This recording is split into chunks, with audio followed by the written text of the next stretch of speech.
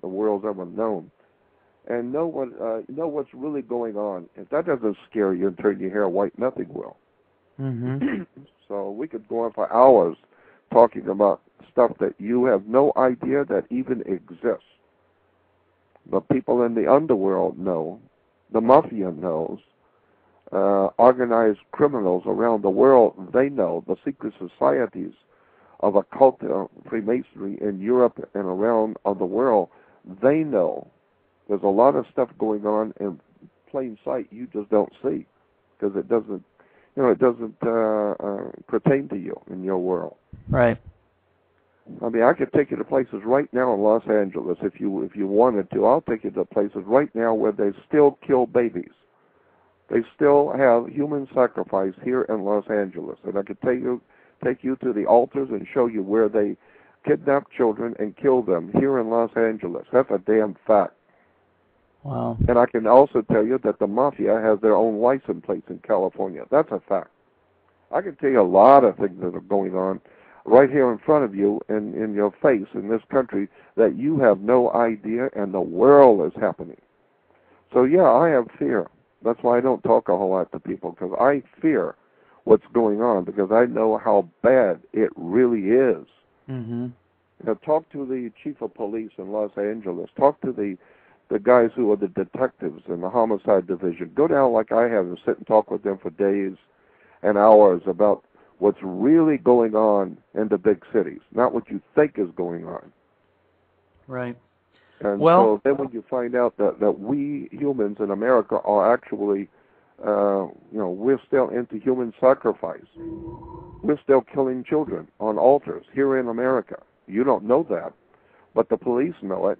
I've seen pictures. I've been out to where it happened. So, but who cares about that? Because it doesn't have anything to do with your life and your wife and your family.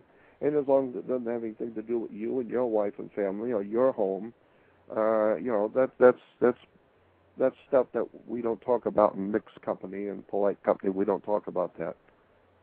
And I'm saying, that's why it exists. Right. Because you don't talk about it, you don't know about it, and you don't care to know. Okay, well, I'll tell you what. I'd like to open up the phone lines here. If you have any questions for Jordan, call into Universal Talk at 1-718-664-9323. If you have any questions for Jordan or have any thoughts you would like addressed, give us a call.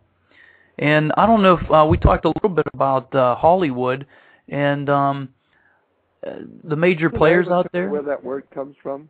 Yeah, could you do that for the listeners? Yeah, the so-called, what we might call the white man's home or the white man's establishment on the earth.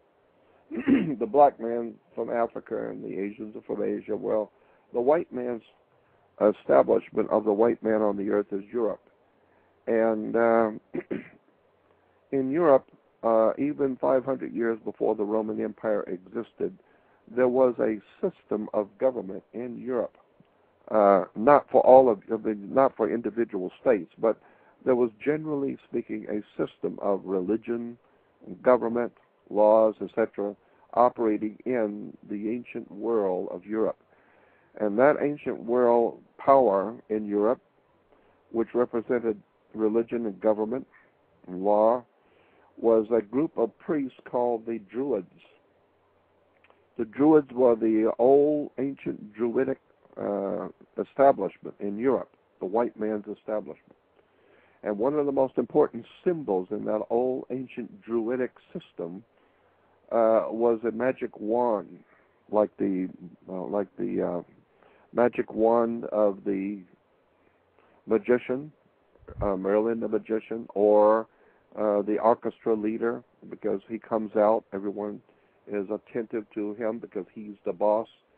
And with his magic wand, he starts the music, and everyone plays to his tune.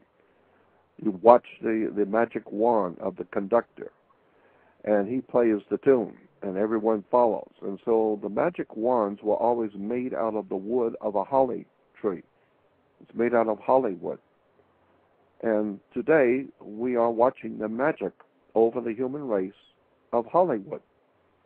And people have no idea in the world it's actually the wood of a holly tree. It's the wood of holly that was used by the ancient magicians, and that's why during Christmas and all the mystical celebrations of Christianity and Judaism, we use certain symbols, and in Christianity at Christmas we use the holly because of the holly wood. It's an extraordinary story of how we live and how much we don't know about our life, how much we don't realize and know about what we're doing, where we've come from, what we believe. I will guarantee you there will be no religious conversion. There will be no one coming back to save the human race. Jesus will not be coming back to save the human race, chiefly because he was never here to start with. Judaism is not what you think it is. Judaism is based on the worship of the moon, the sun, the planet, the planet Saturn. The whole story of Saturn in relation to Judaism and Christianity is a mind-blowing experience when you begin to look at the actual religion of the planet or the god Saturn. Saturn was referred to as the Lord of the Rings. And of course, Saturn is Lord in the heaven. He is Lord of the Rings. And they're still making movies in Hollywood about Lord of the Rings, while the Gentile peoples go to the movies around the world watching Lord of the Rings, never ever suspecting that what you're watching is a story coming out of the old ancient Druidic Jewish system of their god Saturn.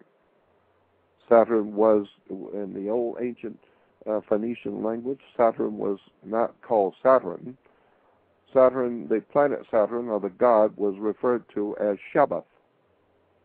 And Shabbat, the holy day for the planet Shabbat, became known as the Sabbath.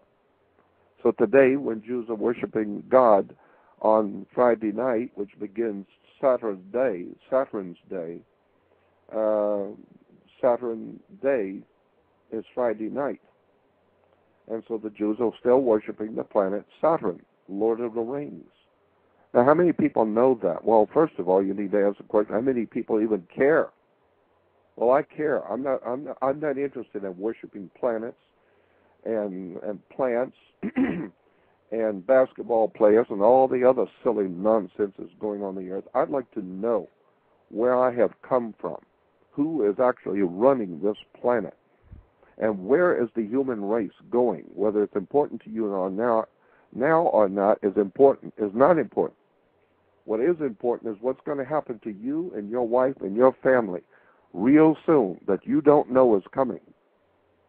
And when it finally comes, as it did in Germany, a lot of people in Germany, most of the people in Germany, they realized that Hitler wasn't all there, but he did provide roads, and he did provide jobs, and he does talk about the homeland, and he's protecting the homeland and all that. So, and he does do a lot of good stuff for the Germans, and so they just looked the other way until 1945 when the Russians came in and the Allies came in, and Berlin and most of Germany was leveled, and death was everywhere. Well, then the German people started to really begin to look at this thing seriously, and come to find out that they have been hoodwinked. They've been fooled. And so that's what's happening to America. We've been watching television so long and talking to ourselves so long and think we have the truth. Well, you're going to find out what the truth is. It's coming real soon for America. And why do you feel it's real soon? Like, what is the indicators that you have? Because I've known for about 40 years now the modus operandi of the banking elite, what they're doing. I was talking about the stuff that's going on today back in 1960s. I knew exactly what the terms were going to be because they are there. Nothing is really hidden in the world. It's all there if you just want to look for it. Mm-hmm. And so I was back in 1967. I was talking about. It was in '67 when I first came across in my studies of Nazism and communism the similarities between the two and the words and the terms that big government uses and we're going to use. And My God, there's a book out there, just for instance, there's a book out called Fire in the Minds of Men.